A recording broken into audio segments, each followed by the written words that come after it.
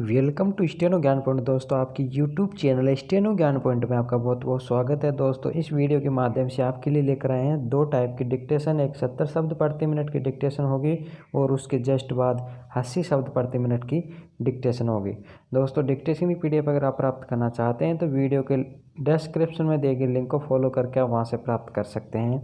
और अगर आपको डिक्टेशन अच्छी लगे तो वीडियो को लाइक करें और हमारे चैनल पर आप फर्स्ट बार विजिट कर रहे हैं तो हमारे चैनल को सब्सक्राइब एवं शेयर जरूर करें और साथ ही बेल आइकन को प्रेस कर लें ताकि आने वाले डिक्टेशन से संबंधित नए वीडियोज का नोटिफिकेशन आपको सबसे पहले प्राप्त हो सके। तो चलो दोस्तों, डिक्टेशन स्टार्ट करते हैं। 70 शब्द प्रति मिनट की डिक्टेशन जस्ट 5 सेकंड बाद।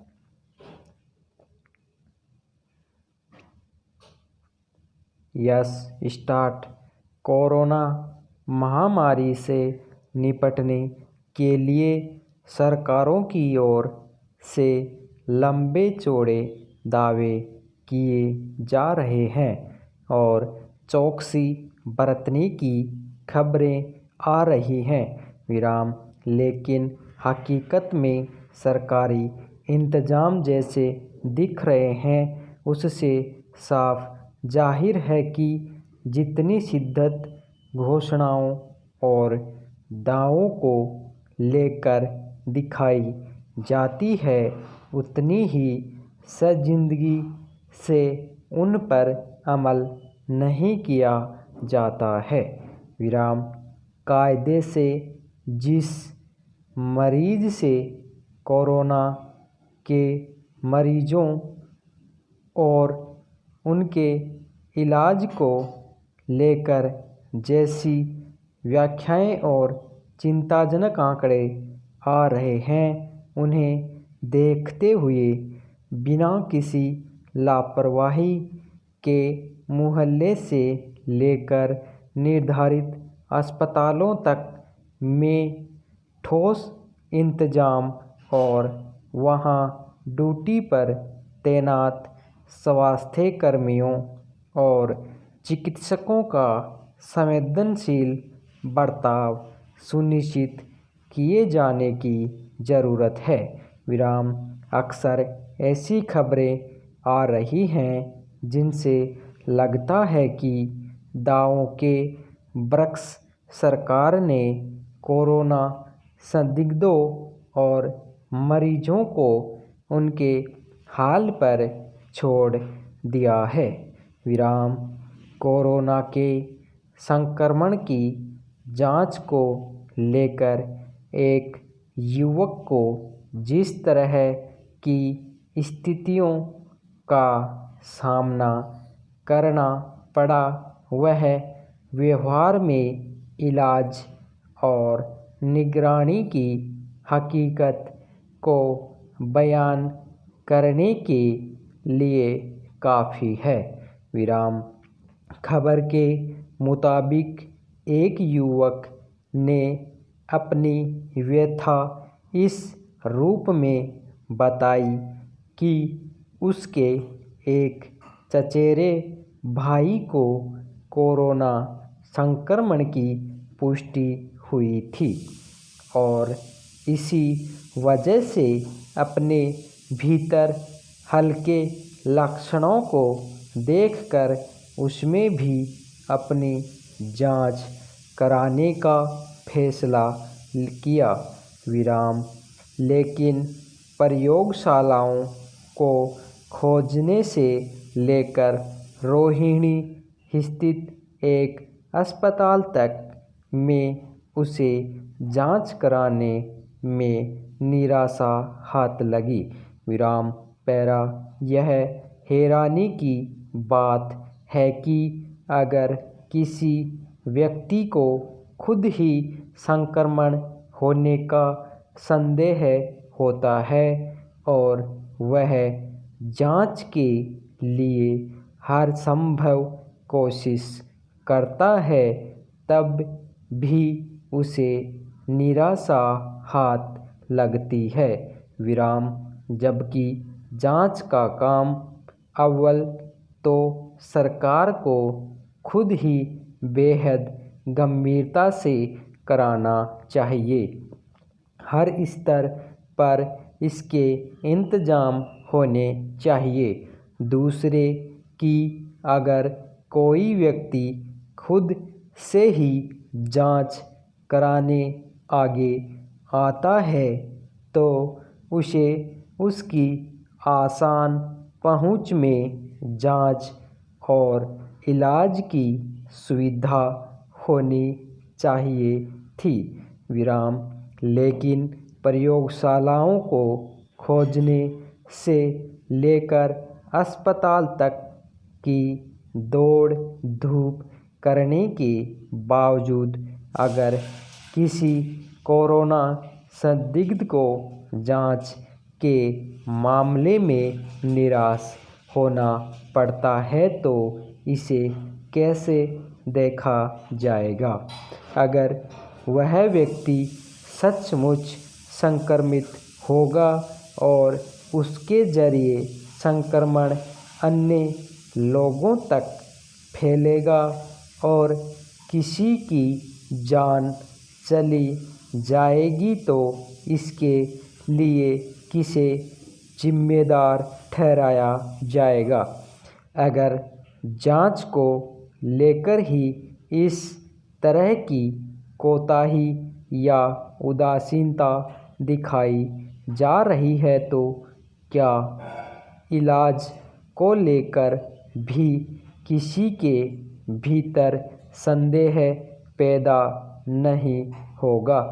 पहला सवाल है कि अगर राजधानी दिल्ली में जांच कराने निकले किसी कोरोना संदिग्ध को इस हालत का सामना करना पड़ा तो देश के दूसरे इलाकों और ख़ास तौर पर दूर दराज के ग्रामीण क्षेत्रों में कैसी स्थिति होगी, इसका अंदाज़ा लगाया जा सकता है।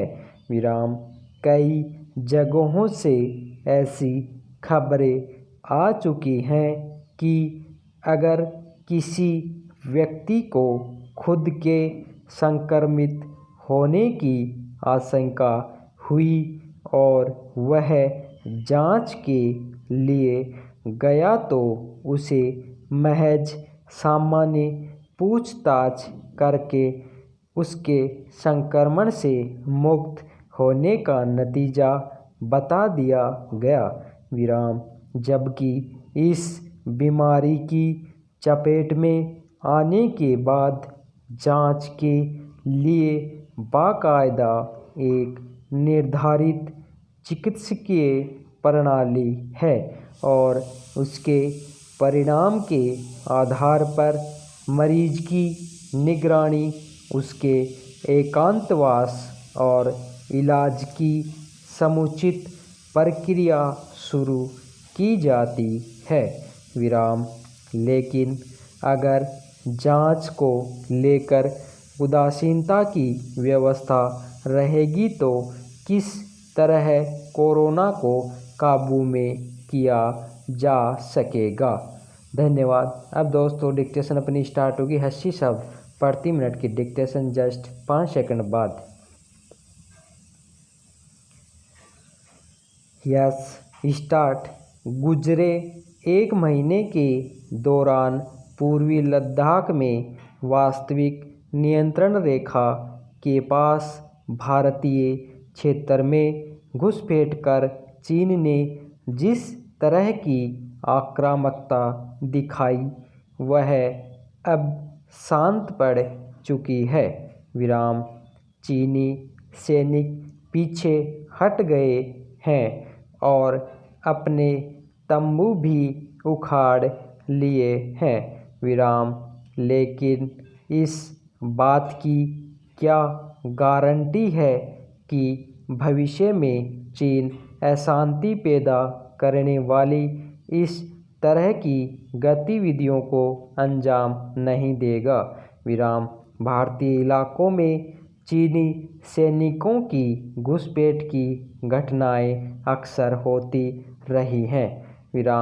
सीमा पर उपजे तनाव के हालिया मामले को सैन्य और कूटनीतिक स्तर पर सुलझाने के प्रयासों के तहत ही पूर्वी लद्दाख में वास्तविक नियंत्रण रेखा पर शनिवार को दोनों देशों के सैन्य अधिकारियों में वार्ता हुई। विराम।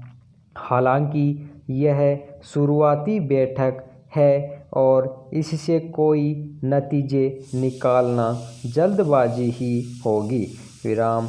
लेकिन सीमा पर जिस तरह के हालात बन गए थे उसे देखते हुए शांति स्थापित करने के लिए इस तरह के सैन्य और कूटनीतिक स्तर के प्रयास जरूरी इसलिए हो जाते हैं ताकि मामला गंभीर रूप धारण न कर ले। विराम। लेकिन स्थिति को बिगाड़ने के लिए चीन ने तो अपनी ओर से कोई कसर नहीं छोड़ी थी। विराम। पैरा। भारतीय क्षेत्र में घुसपैठ कराकर विवादों को जन्म देना और इसकी आड़ में भारत पर दबाव बनाते रहना चीन की पुरानी रणनीति है। विराम।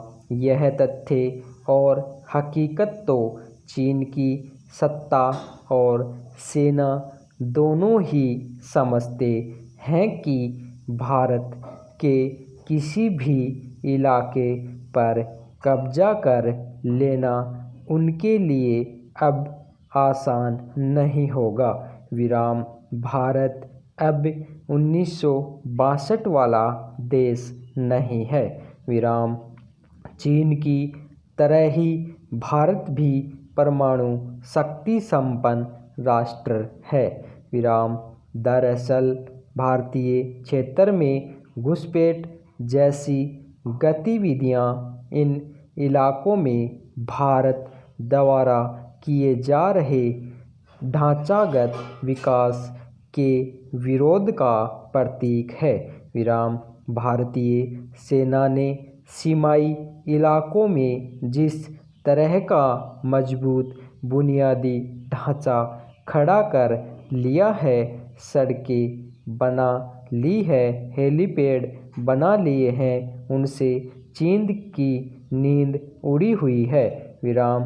पेंगोंग त्सो झील के पास फिंगर क्षेत्र में भारत ने सामरिक दृष्टि से एक महत्वपूर्ण सड़क बना ली है और अभी यही बात चीन को खटक रही है। विराम। मौजूदा विवाद का मूल इसी में है। विराम। गलवान घाटी में दरबुक शायोग दौलत बेग ओल्डी मार्ग को जोड़ने वाली एक सड़क को लेकर भी चीन बौखलाया हुआ है। विराम। इसमें कोई संदेह नहीं कि सीमा विवाद के चलते भारत और चीन के बीच एक एक इंच जमीन का महत्व है। विराम। जैसे चीन अपनी जमीन नहीं छोड़ सकता, वैसे ही भारत भी अपना हिस्सा नहीं छोड़ेगा। विराम। तथ्य तो यह है कि सीमाई क्षेत्र में भारत ने जितने भी सामरिक निर्माण किए हैं वे अपने क्षेत्र में किए हैं, न कि चीन के इलाके में जाकर। विराम। अगर भारत भी चीन की तरह घुसपैठ जैसी हरकतें करता तो क्या चीन अब तक चुप बैठता? विराम। पैरा। विवाद शांत करने के लिए भले कूटनीतिक और सैन्य स्तर पर प्रयास चलते रहें, लेकिन इतना निश्चित है कि यह कोई दीर्घकालिक समाधान नहीं है। विराम।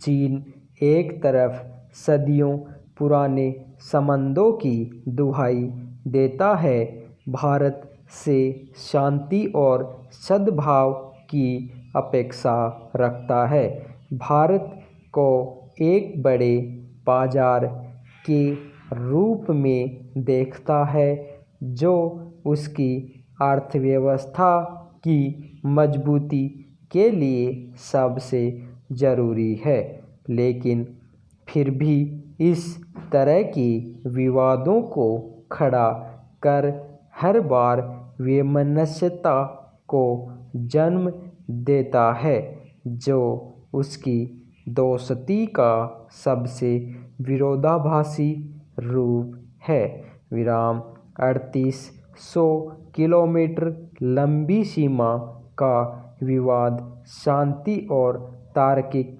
तरीके से ही निकल पाएगा। घुसपैठ जैसी गतिविधियों से तो शांति के प्रयासों को धक्का ही पहुंचता है। धन्यवाद।